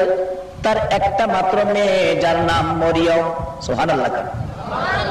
মা বোনেরা গো, তোমাদেরকেই তো আমার নবীর পক্ষে আগে পাওয়া যায়। ওই নবীর ভালোবাসা যে মেয়েরা দিয়েছে, ওই মেয়ে থেকে যেই বংশগুলি বেরিয়ে আসছে, ওই রক্ত থেকে যেই শাখা এখনো প্রবাহিত হচ্ছে, তারাই ঈদে মিলাদুন নবীতে গিয়েছে। এসে গেছে, বলতেছে নওফেলের মেয়ে মরিয়ম বাবার আদরের মেয়ে। তো বাবা ধনাঢ্য ব্যক্তি হইলে কি হবে, মাঝে মাঝে যেমন আমাদের মুসলমান সকাল বিকাল ফজর নামাজ পড়ে কোরআন শরীফ পড়ে না বসে বসে, এরকম নওফেল তাওরাত জাবুর ইনজিল কিতাব পড়তেন। এর মধ্যে আখিরি নবীর ঘটনাগুলো আসতেন। বাবার নাম আব্দুল্লাহ, মায়ের নাম আমেনা, এতটুকু লম্বা হবে, চেহারায় এরকম হবে, এরকম সাইজ আব্দুল্লাহর হবে, কপালে নূরে মোহাম্মদী থাকবে এই বাবা আব্দুল্লাহর কপালে। এগুলি পরে যখন ওই নওফেলের মেয়ে মরিয়ম বাবার কাছে বসে বসে শুনে আর আফসোস করে, খোদা গো, আমি যদি সেই আব্দুল্লাহকে পাইতাম আর আব্দুল্লাহকে যদি স্বামী বানাইতাম, তাহলে তো আমি রাহমাতাল লিল আলামিনের মা হয়ে যেতাম। মহিলাদের পক্ষে যাইতেছে আজকের ওয়াজ। এতে আপনাদের কষ্ট নাই তো? কারণ মহিলাদের পক্ষে গেলে আমাদের দোষ কি? আমাদের কষ্ট হবে কেন? মহিলাদের মধ্যেই তো আমাদের মা, যে মায়ের পায়ের নিচে জান্নাত। আজকে যদি আমাদের মা নবী চিনে, যদি ওই মা বোনেরা যদি নবীর পছন্দের রাস্তায় আইসা যায়, তাহলে আমাদের লাভ হবে। ওই রকম মার পেট থেকে জন্ম হবে চার আউলিয়া, ওই মায়ের পেট থেকে জন্ম হবে মহসিন আউলিয়া, ওই মায়ের পেট থেকে জন্ম হবে শাহজালাল, ওই মায়ের পেট থেকে জন্ম হবে খাজা মঈনুদ্দিন, ওই মায়ের পেট থেকে জন্ম হবে গাউসে পাক। কোন মা? যেই মা আমার রাসূলকে চিনছে। আব্দুল্লাহর কপালে কিছুটা তাওরাত জাবুর ইনজিল কিতাব মাফিক কিছু নকশা দেখা যায়। মরিয়ম টার্গেট করছে, তো আব্দুল্লাহ তাহলে সেই আব্দুল্লাহ। মাঝে মাঝে আব্দুল্লাহকে ডাকে, আব্দুল্লাহ এদিকে আসো, তোমাকে দেখতে তো কেমন লাগে, খুব ভালো লাগে তোমাকে দেখলে। নবীরে কখন চিনছে মহিলারা? আমরা তো অনেক পরে, এই জন্য দেখবেন নবী নিয়া ঝামেলাটা পুরুষের মধ্যে বেশি, মহিলাদের মধ্যে কোনো ঝামেলা নাই। আব্দুল্লাহ তুমি মাঝে মাঝে আমার বাড়িতে আইসো। নওফেলের মেয়ে মরিয়ম বলেন, আমার বাড়িতে মাঝে মাঝে আইসো। আসলে আব্দুল্লাহরে ডাকে না কপালে যা আছে তারে ডাকে? মাঝে মাঝে আইসো। আচ্ছা আসবো, আসে। কিন্তু ঘোষণা যখন হলো এই আব্দুল্লাহকে দিয়ে কুরবানি সেরে দাও, খবর হয়ে গেছে মক্কা নগরীতে, কালকে আব্দুল্লাহকে দিয়ে কুরবানি করবে। পরের দিন রশি নিলেন, ছুরি নিলেন, আব্দুল্লাহকে নিয়ে রওনা হলেন খানায় কাবার দরজার পাশে। আব্দুল মুত্তালিব আব্দুল্লাহকে কুরবানি করবে। যেই ঘোষণায় রওনা হলেন, নওফেলের মেয়ে মরিয়ম বীরাঙ্গনা মেয়ে, যুদ্ধের পোশাক পরে তরবারি হাতে নিয়ে দুইটা চোখের পানি ছেড়ে মা বাবার পায়ে সালাম করে গোড়ার উপরে উঠছে। মা গো, বাবা গো, বিদায় দাও গো মা। মনে যে আশা ছিল, এই আশার উপর আজকে ছুরি আসতেছে। আমার এই জীবন আমি রাখবো না, আমি দেখি আব্দুল্লাহকে বাঁচাইতে পারি কিনা। আসলে বাঁচাইতে আসছে কি আব্দুল্লাহকে না নবীর ভালোবাসাকে? নওফেলের মেয়ে মরিয়ম যুদ্ধের পোশাক পরে তরবারি হাতে নিয়ে ঘোড়ার উপর সোয়ার হইয়া মক্কা নগরীতে একটা চক্কর মারলেন, আর চোখের পানি ছেড়ে ছেড়ে কাঁদতেছে, ডাকতেছে, ও আমার বান্ধবীরা, মক্কা নগরীর যুবতী মহিলারা রে, আয় আমার পক্ষে কে আসবি? আয় রে, আব্দুল্লাহর গলায় ছুরি দিবি, আয় আব্দুল্লাহকে বাঁচাইতে কে আসবি? নওফেলের মেয়ে মরিয়ম বলেন, এই ডাকের সঙ্গে সঙ্গে দেখি 200 যুবতী মহিলা তরবারি নিয়ে বেরিয়ে গেছে। যারা এইভাবে নবীর রিসালাতকে বাঁচানোর জন্য তরবারি নিয়ে বেরিয়ে গিয়েছিল, ওই মাদের রক্ত থেকে, ওই বংশ থেকে যারা জন্মগ্রহণ করেছে গো, তারাই তো ঈদে মিলাদুন নবীর পক্ষে আছে। দেখুন না, এসমুদের প্রাণের নবী রবিউল আউয়ালে, বলুন এসমুদের প্রাণের নবী। আপনারা কি ঘুমায় গেছেন না? তাহলে আওয়াজ হয় না যে? না এই পক্ষের মানুষ আছেন? নবীর মিলাদের পক্ষের সারাও আছেন নাকি আপনার এখানে? তাহলে আওয়াজ হয় না কেন? না এই নবীরে ভালোবাসতে মন চায় না? বাদামের পাথর আর বালুর দেশ, এ নবীর ভালোবাসা দিয়া সোনার মদিনা বানাইছে। আমরা সোনার বাংলা নাম দিয়া কি পাইলাম, কি নিলাম? নিলাম অদ্দুরই বড় বড় পদ লইয়া রিলিফের টিন চুরি করা। নবী চিনি না বিদায় আমাদের মধ্যে সমস্যা ঢুকে গেছে। আসুন এই নবীরে চিনি। বাবারা কষ্ট হইতেছে আপনাদের? আসুন বাকি আলোচনায় যাচ্ছি। এবার নওফেলের মেয়ে মরিয়ম 200 যুবতী মহিলা নিয়ে মক্কানগর খানায় কাবাটা ঘেরাও করে ফেলেছে। একটা দৌড় মেরে আব্দুল মুত্তালিবের সামনে হাজির হয়ে গেছে মরিয়ম। ও মা বোনেরা, তোমাদের ভাগ্য ভালো গো, তোমরাই তো আমার নবীর পক্ষে আগে গিয়েছো।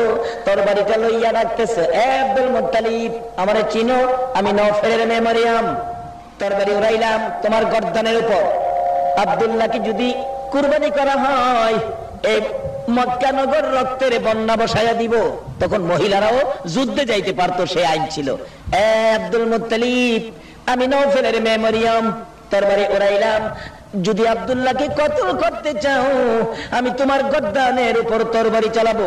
ডান দিক বাম দিক তাকিয়ে দেখো, 200 তরবারি তোমার উপর আসবে, রক্তের বন্যা বসায় দিব, সাবধান। আব্দুল মুত্তালিব কয়, যেদিকে চাই খালি দি তরবারি। যদিও মহিলারা কি কোন হেরার তরবারি দিয়ে কূপ দিলে কাটতো না, মহিলারা দাও দিয়া মাছ কাটে না, না কাটলে কোয়েরাজ গা বাড়ির গিয়া বাড়ি অল্লি রে বলে আমার গাড়ে একটা দিত। তারা ছিল যুবক। ও আনোয়ারের যুবক ভাইরা, তোমরা বুঝি ওই বংশের যুবক। আল্লাহু আকবার বলো। যুবকেরা তরবারি হাতে লইয়া মক্কা নগর খানায় কাবার চারিপাশে ঘেরাও। একজন বলতেছেন, এ আব্দুল মুত্তালিব, আব্দুল্লাহর গলায় ছুরি দিবে না, আব্দুল্লাহকে কুরবানি করতে দেওয়া হবে না। আব্দুল্লাহ আমাদের মক্কা নগরের সম্পদ রে, আব্দুল্লাহরে দেখলে আমরা বড় ভালো লাগে, দেওয়া যাবে না, রক্তের বন্যা বসে। কি ব্যাপার? কিছুক্ষণ পরে এসে গেলেন এলাকার সকল ব্যবসায়ীরা খবর পায়া তাড়াতাড়ি দোকান বন্ধ করে আইসা গেছে তরবারি হাতে।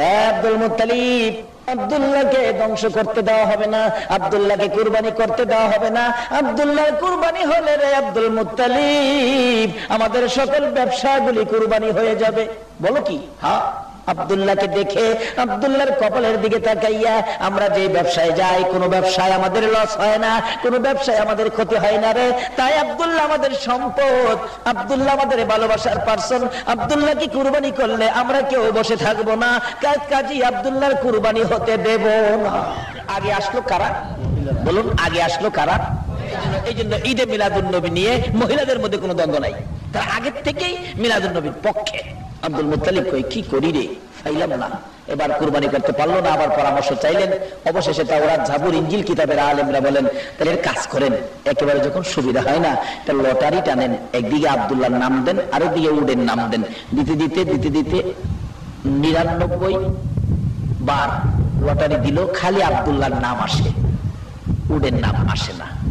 সবাই কয়, আর একবারই তো টানবেন আব্দুল মুত্তালিব, হয়তো 100 বারে তো শেষ। 100 পরে তো আর পার্সেন্ট নাই। কি কোন মানুষ কি কয়, কোনো কিছু হইলে কয় না 100% না 101% কইটা রে কেউ 100%। আব্দুল মুত্তালিব 100% আর একটা বাকি না, আবার টানলে হয়তো 100% পুরা হবে, আব্দুল্লাহর নাম আসবে। শোনো, নাম আইতারে কুরবানি হইতো না। তা আমরাও যাই, যতই বুঝাই তারে, আমরাও নবী সাইরা যাইতে। নবী সাইরা যাইবেন কই? যেখানে যাইবেন নবীর কাম লাগবো। বলুন, কবরে যাওয়ার সময় সাদা কাফন পরাইয়া কবর শোয়া দেওয়ার সময় কোন কি বলে কবর শোয়াইবে? বিসমিল্লাহি ওয়ালা। এই নবীরে কেমনে ছাড়বেন? কেমনে মন চাই ছাড়তে? আব্দুল মুত্তালিব কয়, কি বিপদে পড়লাম রে, সম্ভব হইল না। টান পারবেন, কিন্তু হইতো না। আল্লাহর কুদরত, 100 বার যখন কাগজ টানলো লটারি, 100 উডের নাম উঠে গেল, খাজা আব্দুল্লাহ বেঁচে গেল। মক্কা নগর খুশিতে আনন্দে আত্মহারা হয়ে গেল। আমরা যে আব্দুল্লাহকে বাঁচাইতে পারছি, আসলে কি আব্দুল্লাহকে বাঁচাইছে না নবীর ভালোবাসা বাঁচাইছে? তারা খুশি আনন্দে আত্মহারা হয়েছে। আরে এই খুশিটা আরবি হয়তো ঈদ, কবে থেকে মিলাদুন নবী, ঈদে মিলাদুন নবী শুরু হয়ে গেছে। আস্তে আস্তে খাজা আব্দুল্লাহর বয়স বাড়তেছে, আর নওফেলের মেমোরিয়াম ওই মিলাদুন নবীর পিছনে লাগিয়ে রয়েছে, কিভাবে রাহমাতাল লিল আলামিনের মা হওয়া যায়। ডাকতেছে, আব্দুল্লাহ তুমি কিন্তু আমার ভুললো না, আমি কিন্তু তোমার ভুলি নাই। বয়স যখন 19, খাজা আব্দুল্লাহ ডেকে ডেকে ঘরে নেই। ও আব্দুল্লাহ, আমি মরিয়ম বলতেছি, তুমি তোমার বাবার কাছে প্রস্তাবটা দিও, আমি মরিয়ম আব্দুল্লাহর বউ হতে চাই। আব্দুল্লাহ রে, কথা দিলাম, আমি এক বাবার এক মেয়ে, বাবার সকল সম্পত্তি আমি পাবো। ও আব্দুল্লাহ, তোমার বাবারে বইলো যদি আমারে বউ বানায়া ঘরে নেয়, আমার সকল সম্পত্তি তোমার পায়ের উপর ঢেলে দিব। আল্লাহ কয়, ও মরিয়ম, আমার বন্ধুর ভালোবাসায় সকল সম্পত্তি আব্দুল্লাহর পায়ে ঢেলে দিবি, আমিও তোর জন্য জান্নাতের বাজেট করে দিলাম। অথচ কালিমা আসে নাই, নবীও আসে নাই, কিন্তু তারপরেও তো আল্লাহ বাজেট করলো, কারণটা কি? সে কারণটা হলো নবীর ভালোবাসা, ঈদ মিলাদুন নবীর পক্ষ। কিভাবে দেবেন? হাসরের দিন আমার আল্লাহ বিচারের কোর্ট বসাবেন। মরিয়ম তো কালিমা পড়ে নাই, কিভাবে যাবেন? আমার আল্লাহ ঘোষণা দিবেন, ফেরেশতারা রে, মরিয়ম কই রে, মরিয়ম কই, আমার মরিয়মকে নিয়ে আসো। সম্মানের সহিত আমি আল্লাহ মরিয়মকে জান্নাতে দেব। ফেরেশতারা ডাকতে থাকবেন হাসরের ময়দানে, মরিয়মকে, মরিয়ম। আচ্ছা, মরিয়ম নামের মহিলা কি একজনই? মরিয়ম নামের মহিলা কি একজনই না আরো আছে? আবার এই সমস্ত নাম রাখে না, অহন রাখে ভেঙ্কি, ভেঙ্কি বলে। যারা ভেঙ্কি নাম রাখছ, হাসরের দিন বুঝছো কত নাম্বারের ক্ষমতা তোমার আছে, বুঝাইব। এই বেবি নাম বলে, বেবি, কত সুন্দর সুন্দর নাম, নামের বরকত কত, নামের সুবিধা কত। এই নামের মধ্যে আল্লাহ রাজি, রাসূল রাজি, এটা রাখতো না। নাম রাখবে ভেঙ্কি, বেবি, ট্যাক্সি। ডাকতেছে, ফেরেশতারা ডাকবে, মরিয়মকে, মরিয়ম। আচ্ছা, হাসরের ময়দানে অসংখ্য অগণিত মানুষ, মরিয়ম কয়েক হাজার, কয়েক লক্ষ মরিয়ম থাকতে পারে না? মরিয়ম তো লক্ষ লক্ষ মরিয়ম হাজির হবে, আমরা মরিয়ম, আমরা মরিয়ম। ফেরেশতারা বলবেন, খোদা গো, কোন মরিয়মের কথা কইছেন? আরে মরিয়ম তো কইছে ঈসা নবীর মা মরিয়মের কথা কইছে। আল্লাহ কইব, ঈসা নবীর মা মরিয়ম, তাকে জান্নাতে যাওয়ার অনুমতি দেওয়া হলো। ঈসা নবীর মা মরিয়মকে ডেকে আনো। একজন ডাকবেন, ঈসা নবীর মা আসেন। বাকি মরিয়মরা মনটা কষ্ট করে ফেলবে। এই মরিয়ম, হে মরিয়ম সিরিয়ালে আছে, ওই যে মরিয়ম নবীর ভালোবাসা দিয়েছিলেন, আব্দুল্লাহর বউ হইতে চেয়েছিলেন, রাহমাতাল লিল আলামিনের মা হইতে চেয়েছিলেন, হে মরিয়ম সিরিয়ালে থাকবো। আমার আল্লাহ কয়, কোন খাতিরে যাজগা মরিয়ম রে মাফ করি রে, তোরা তো জানাস না, খাতিরে লো হেডা। ঈসা নবীর মা মরিয়ম হাজির হবেন। আমার আল্লাহ বলবেন, যাও তুমি জান্নাতে। অন্য মহিলারা চোখের পানি ছেড়ে দিবেন, হায় হায়, ভাবছিলাম মরিয়ম নাম লইয়া যখন ডাক দিছে গো, এই বিপদের দিনে আমরাও মাপ পাবো। আমার আল্লাহ বলবেন, তোমাদের মনটা কষ্ট প্রভু গো, আমরা নাম তো মরিয়ম, আমাদের নাম মরিয়ম। আল্লাহ বলবেন, ফেরেশতারা রে, মরিয়ম নামটা শুনলে কেন জানি আমার মায়া লাগে। এ ফেরেশতারা ঘোষণা দে রে, এই ময়দানে মরিয়ম নামের যত মহিলা আছে রে ফেরেশতারা, আমি আল্লাহ সকল মরিয়মকে জান্নাতের ঘোষণা দিয়ে দিলাম। মিলাদুন নবী করে ওই মরিয়ম জান্নাতে গেছে। তাইলে যারা মিলাদুন নবীতে বাধা দেয়, মনে করবেন আপনাদেরকে জান্নাতে যাওয়া বাধা দেয়। বাবারা ভাইরা, আমি কি কথাগুলো বুঝাইতে পারতেছি? খাজা আব্দুল্লাহর বয়স 19, খালি বিয়ের প্রস্তাব, বিয়ের প্রস্তাব। এতদিন বুঝাইলো আব্দুল্লাহকে, তোর বাবারে কইস। খাজা আব্দুল্লাহ একদিনও বাবার কাছে কয় না। আচ্ছা, ছেলে বিয়ার উপযুক্ত হইলে বাবা মা একটু খেয়াল আছে না? বাবা মা এটা চিন্তা করবো না, আমি কি চিন্তা করবো? এটা কিন্তু আদর্শ ছিল নবীর দাদার, নবীর বাবা, এমনকি নবীজি নিজেরও। নবীজি নুরানি রুহানি জগৎ থেকে মা বাবারে শিক্ষা দেয়, মারে শিক্ষা দেয়, দাদারে শিক্ষা দেয় কি কাজ করবেন। বাবারে শিক্ষা দিল, একজনের প্রস্তাব দিলেই তুমি বাবার কাছে বলতে পারো না, তুমি সন্তান, এটা একটা লজ্জার ব্যাপার আছে। কিন্তু কোনোদিন তো বাবা আব্দুল্লাহ বলে নাই বাবার কাছে, যাব্বা বিয়ের প্রস্তাব আইছে। আমাদের ছেলে ফোলাফান তো বাবারে, বাবারে কইব কি, বাবা মারে জানাইবার আগে, কইবার আগে হেরা নিজেরাই কাম সেরালাম। এই চরিত্র আছে না আমরা সোনার বাংলার? মা বাবা কষ্ট করে ছেলেরে লেখাপড়া করাইছে, মা বাবার ইচ্ছা হলো এমএ পাস করবে, একটা ভালো চাকরি পাবে, বিয়ে করাবো। ছেলের বউ আইসা আমাদের পায়ে সালাম করবে, আমরা বউ সহ ছেলেকে ভরণ করে ঘরে উঠাবো, এই আশাই বৈশা রয়েছে মা বাবা। হেরা ডাকা লেখাপড়ার সাইরাই বাস কাম সাইরা লেগেছে। এরূপ আসলে আমরা সোনার বাংলা। বাবা, এই চরিত্র এই নবীর উম্মতের থাকতে পারে না। নবীর বাবা কি শিক্ষা দেয় দেখেন, নবীজি নুরানি রুহানি জগৎ থেকে কি শিক্ষা দেয়, কোনদিন কয় না। এদিকে খালি প্রস্তাব আসে অন্য অন্য জায়গা থেকে আব্দুল মুত্তালিবের কাছে, ছেলেটাকে বিয়ে করাবেন, ছেলেটাকে বিয়ে করাবেন। আরে বাবা, ছেলে আমার একটা, তোমরা এত পাগল হয়েছো কেন? বিয়ে তো একটা করাবো। কিন্তু আব্দুল মুত্তালিবের একটা টার্গেট আছে। মদিনাতে ছোটকালের বন্ধু ওয়াহাব জোহরির ছোটকালের বন্ধু দেখছে, তার একটা মেয়ে ছিল, ছোটকালে দেখছে, দেখে জিগাইছে, দোস্ত ব্যবসার উদ্দেশ্যে গেলে ছোট বাচ্চা মেয়েটা দেখলে জিগাইলেন, এই মেয়েটা কার? দোস্ত মেয়েটা তো আমার। নাম কি? নাম তো আমেনা। ও ওয়াহাব জোহরি, শোনো, আমার একটা ছেলে আছে তোর মেয়ের মতো সুন্দর, এই ছেলেটা দেখলেও চক্ষু জোড়ায়, তোর মেয়েটাও সুন্দর দেখলে চক্ষু জোড়ায়, তোর মেয়েটারে বিয়ে দিলে আমি আব্দুল মুত্তালিবের কাছে জানাইয়া দিবি, আমারে না জানায় কিন্তু মেয়েটারে বিয়ে দিস না। আসলে নবীর মা বাবা কে হবেন এটার বাজেট কি সামাজিক ভাবে আপনারা করছেন না আমার আল্লাহ করছে? তাওরাত, জাবুর, ইনজিল কিতাবে নবী কবে আসবে, নবীর মা কে হবে, নবীর বাবা কে হবে, আল্লাহ পাক হাজার হাজার বছর আগে কিতাবে দিয়া রাখছে। এখন আমরা দেশের মানুষ এটা মানতে রাজি না। আপনি না মানলেও আমার নবীর কোনো আসে যায় না। আল্লাহ বলছে, বন্ধু গো, তোমার প্রশংসা যদি দুনিয়ার কেউ না করে, আমি আল্লাহই তোমার প্রশংসার জন্য যথেষ্ট। আপনি না করলেই নবীর দাম কমে যাবে না। আল্লাহ রাব্বুল আলামিন যে প্রশংসা নবীর করেন, আমার নবীও যে প্রশংসা করেন আমার আল্লাহ, দুজনেরটা দুজনেই যথেষ্ট। তারপরেও আল্লাহ পাক দেখতে চায় আমাদের এই ময়দান থেকে কে সেই নবীকে ভালোবাসা দেন যার উসিলায় কুল কায়নাত সাজিয়েছেন। আল্লাহ রাব্বুল আলামিন এই ভালোবাসাটা আমাদের কাছে দেখতে চাই। তাই আসুন এবার ওয়াহাব জোহরীর কাছে প্রস্তাব দেবেন, কিন্তু প্রস্তাব দেওয়ার আগে আব্দুল মুত্তালিবকে যখন খালি বিয়ের প্রস্তাব আসে অসহ্য হইয়া বললেন, ও আব্দুল মুত্তালিব কি করবে এখন, খালি বিয়ের প্রস্তাব আসে তুমি কিছু কও না, রাজি হও না।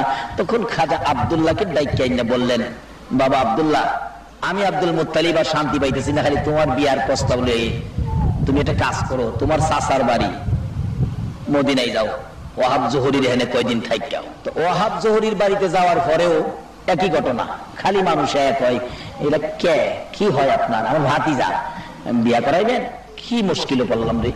ওয়াহাব জোহরী কয়, ভাতিজা চলো তোমার লইয়া কিছুদিন জংলায় হরিণ শিহারে জায়গা। ওয়াহাব জোহরী আব্দুল মুত্তালিব নবীজির বাবারে ডাহে, ভাতিজা গ্রামে থাইকা সুবিধা না, চলো জায়গা হরিণ শিহারে জংলায়। ভাতিজারে লইয়া জংলায় গেছে, জংলায় যাওয়ার পরে দেহে জংলার হরিণ আয়া আব্দুল্লাহর পায়ে খালি চায়, হরিণ শিকার করবো কই, হরিণ চাইতে হয়, বাঘ আয়া চাইতে হয়। সুবহানাল্লাহ করতেন না? এইভাবে অবস্থা শুরু হলে লম্বা ঘটনার সংক্ষেপ করে দিলাম। খবর হয়ে গেল এমন একটা লোক আসছে আমাদের এই জংলায়, ভাগবার লোক যার দিকে তাকায় থাকে। তাওরাত, জাবুর, ইনজিল কিতাবওয়ালারা বলে এলা হবে আখিরি নবীর বাবা, ঘোষণা দিয়ে দিছে এলা হবে আখিরি নবীর বাবা, কিতাবে বলে এই ঘটনাগুলি ঘটবে। তখন এই খবর পায়া আখিরি নবীর বাবা নবী আইবার আগে বাবারে মেরেলাম। এলাকার লোকজন তো তরবারি বল্লম নিয়া জঙ্গল ঘেরাও দিছে। এখন আব্দুল মুত্তালিবের বন্ধু ওয়াহাব জোহরী কয়, হাই হাই, ভাতিজারে দিল আমার কাছে আমানত, যেইভাবে শত্রুরা ঘেরাও দিছে, আমার ভাতিজাকে মেরে ফেললে আমি আমার বন্ধুর কাছে কি জবাব দিব। দুইটা হাত বাড়াইছে, ও আকাশের মালিক, আমার ইজ্জত রাখো, এই খাজা আব্দুল্লাহকে তুমি রক্ষা করো। আল্লাহ কয়, আব্দুল্লাহর কপালে আমার বন্ধু, রক্ষা করার দায়িত্ব আমার। ওয়াহাব জোহরী বলেন, কিছুক্ষণের মধ্যে দেখি আকাশে একটা হাঁস ধরলেন, মেঘ জমা হয়ে গেলেন, কিন্তু কিছুক্ষণের মধ্যে সাপ বিচ্ছু বৃষ্টি হইয়া বৃষ্টি হয়েছে, সাপ আর বিচ্ছু, সাপ বিচ্ছু দিয়া ওই শত্রুগুলোকে কামড়াইয়া ধ্বংস করে দিলেন। এই ফাঁকে দিয়া নিয়ে আসলেন বাড়িতে। আয়েশা কয়, ও খাজা আব্দুল্লাহ, আর তোমারে রাখতে রাজি না, তাড়াতাড়ি তোমারে মক্কা লইয়া যাই। অবশেষে আব্দুল মুত্তালিব কয়, দেরি করে লাভ নাই, তোর আমেনার বিয়া হয়েছে? কয় না। কথাইলে আর দেরি করে লাভ নাই, তোর আমেনার সাথে বিয়াটা হয়ে যাক। বিয়ার দিন তারিখটা ছিল জুমার রাত্র, বৃহস্পতিবার দিবাগত রাত্র। বলুন কোন রাত্র? আমরা বলুন এই তরিকায় বিবাহ শাদী করাই। আমাদের দেশে তো বিবাহ শাদী আলোচনা চললেই কয়, ইমাম সাহেবের কাছে দেখো কি ট্রেনে কয় আপনার পঞ্জিকা আসেনি, পঞ্জিকার মধ্যে দেখে শুভ দিন কোনটা, শুভ দিন। অথচ রাসূল পাকের মা বাবার বিয়া হয়েছে বৃহস্পতিবার দিবাগত রাত্রে। বলুন এর চেয়ে শুভ দিন মুসলমানদের আর হইতে পারে না। বৃহস্পতিবার দিবাগত রাত্রে বিবাহ, আর আমরা খালি শুভ দিন বিচারে। আমাদের ভৈরব এলাকায় একবার শুভ দিনে বিয়ার দিন তারিখ করে 2টা বাস, 5টা মাইকু, 5টা কার নিয়ে রওনা হয়েছে শুভ দিন দেখা বিয়ার যাইব। এদিকটা জামাই পৌঁছে গেছে, পিছনে 2 বাস খাদে ফইরা শুভ রেপ করে অশুভ বানায় নিয়েছে। কই বিয়া খাইতে যাইব, একটা নাক ভাঙ্গা, হাত ভাঙ্গা, কপাল ভাঙ্গা, আবার হীরা বাড়ি যাইছে, বিয়া খাওয়ার কপালে হইল না। বলুন শুভ ও শুভর মালিক কে? আরো জোরে কান, এ আল্লাহ, আল্লাহ রাসূল হলো এগুলোর মালিক। তারা যেই পথে গেছে আমরা সেই পথে যাব, তাইলে আমাদের শুভ হবে। নবীজির মা বাবার বিয়ে হয়েছে বৃহস্পতিবার দিবাগত রাত্রে, লম্বা ঘটনা। যাই হোক, সাক্ষাৎ হলো। এবার দুনিয়া এসে গেলেন রাহমাতাল লিল আলামিন, তাশরিফ নিয়ে গেলেন আমিনার পেটে। খাজা আব্দুল্লাহ আসতেছে মক্কা নগরীতে, নওফেলের মেয়ে মরিয়ম দেখে ডাকতেছে, আব্দুল্লাহ, আব্দুল্লাহ আসো। আব্দুল্লাহ আসতেছে, কাছাকাছি আসতে আব্দুল্লাহর কপালে যে মিলাদুন নবী দেখতো, এখন তো আর দেখে না। চোখের পানি ছেড়ে দিলেন। নওফেলের মেয়ে মরিয়ম ঘরের ভিতরে ঢুকতেছেন। নওফেলের মেয়ে মরিয়ম, আব্দুল্লাহ পিছন দিয়া ডাকে, মরিয়ম রে, এতদিন আমাকে ডাকতি, আমার জন্য অপেক্ষায় থাকতে, দাঁড়িয়ে থাকতি, আজকে কেন আমাকে ডাক দিয়ে ঘরের ভিতরে চলে যাও? ও মরিয়ম, দাঁড়াও না। দাঁড়ায় না, চোখের পানি ছেড়ে ছেড়ে বিছানায় পড়ে গেলেন। কাছে বসে ডাকতেছেন, ও মরিয়ম, আজকে কেন এরকম পাগলামি করতেছো? মরিয়ম উঠে বসে জিজ্ঞেস করেন, আব্দুল্লাহ রে, তুমি কি বিবাহ করে ফেলেছো? ও, বিবাহ করেছি। আব্দুল্লাহ, আর তোর কাছে মনের কথা বলে লাভ নাই, আর তোর দিকে তাকাবো না রে।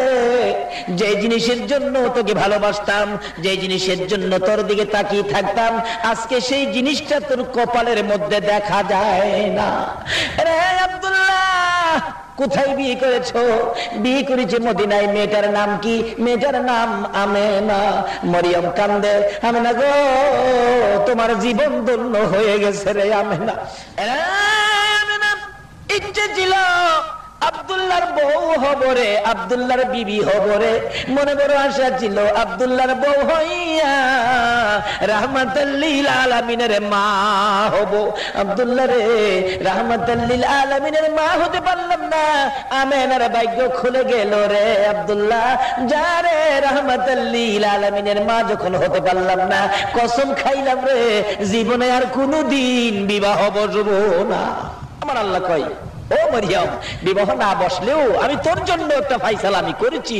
সেই ফাইসালা হাসরের দিন মরিয়ম নামের সকল মহিলাকে আমার আল্লাহ জান্নাতে দিয়ে দিবেন।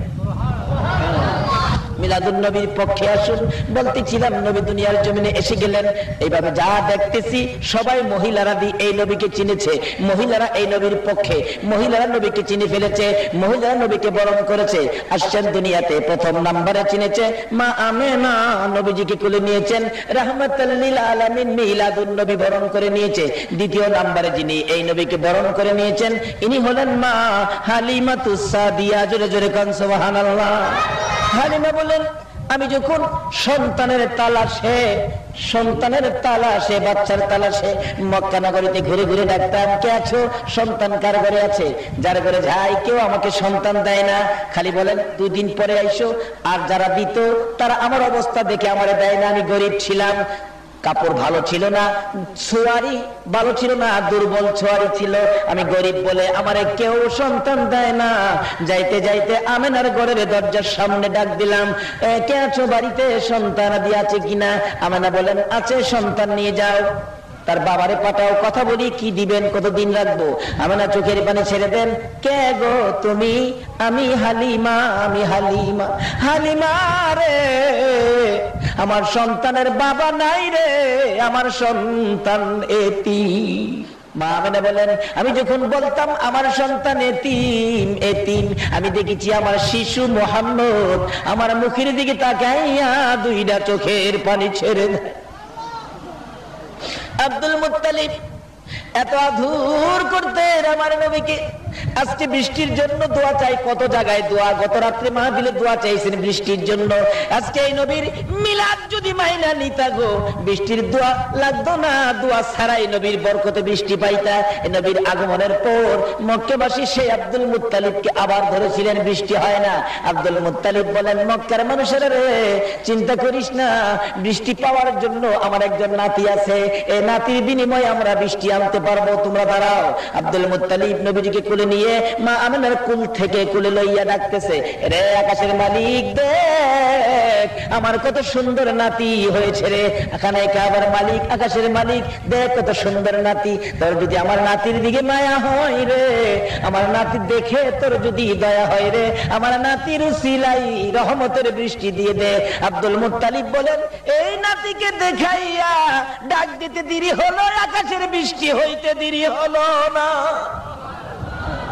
তারপরেও কেন আমরা নবীর চিনি না, নবীর পক্ষে যাইতে রাজি না?